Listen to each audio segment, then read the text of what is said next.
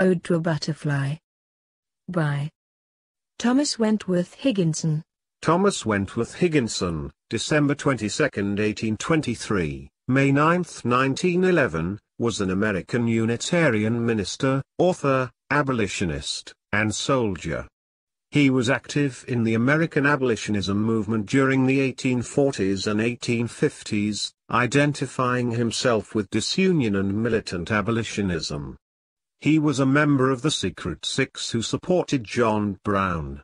During the Civil War, he served as colonel of the 1st South Carolina Volunteers, the first federally authorized black regiment, from 1862 to 1864. Following the war, Higginson devoted much of the rest of his life to fighting for the rights of freed people, women and other disfranchised peoples.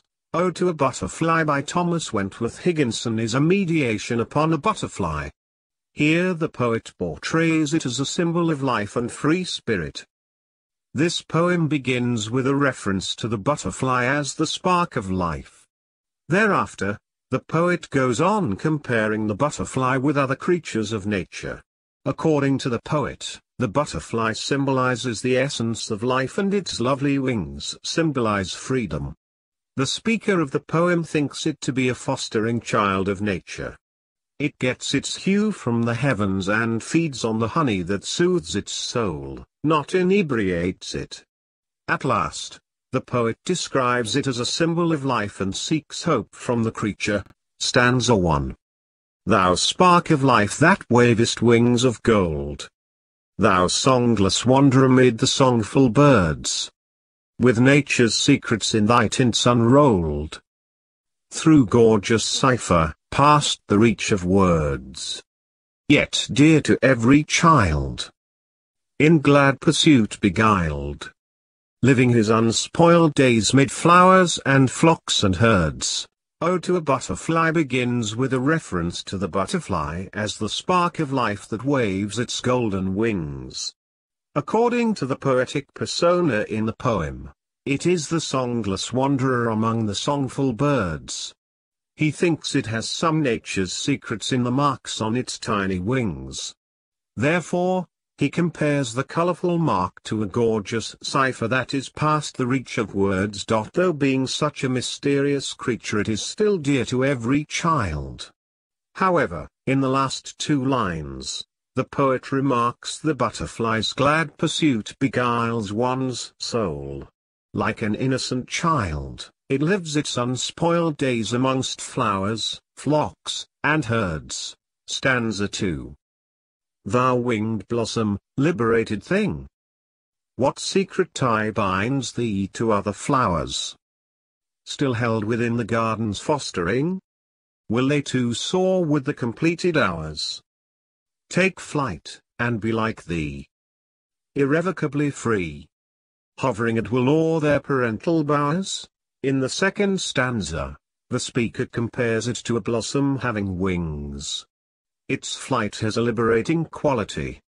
Moreover, the poet asks the butterfly what the secret is that binds it to other flowers.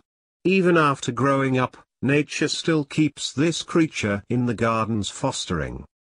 Thereafter, the poet asks whether the flowers and trees in the garden soar like the butterfly after their completed hours.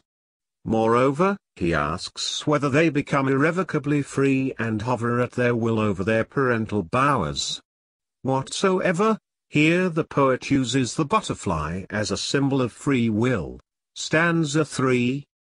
Or is thy lustre drawn from heavenly hues, a sumptuous drifting fragment of the sky, caught when the sunset its last glance imbues with sudden splendor, and the treetops high grasp that swift blazonry. Then lend those tints to thee, on thee to float a few short hours, and die. In the third stanza of Ode to a Butterfly, the poet goes on posing some thought-provoking questions to the butterfly. He asks the creature whether it has drawn its luster from heavenly hues. Thereafter, he compares the butterfly to a sumptuous drifting fragment of the sky. In the following lines, the poet presents how the butterfly gets such colorful wings. He thinks as if the high treetops grasped a lustrous fragment of the sky and imbued it with sudden splendor to form those tints of its wings. Thereafter the creature floats a few short hours before dying, resembling a human soul. Stanza 4. Birds have their nests, they rear their eager young, and flit on errands all the livelong day. Each field mouse keeps the homestead whence it sprung.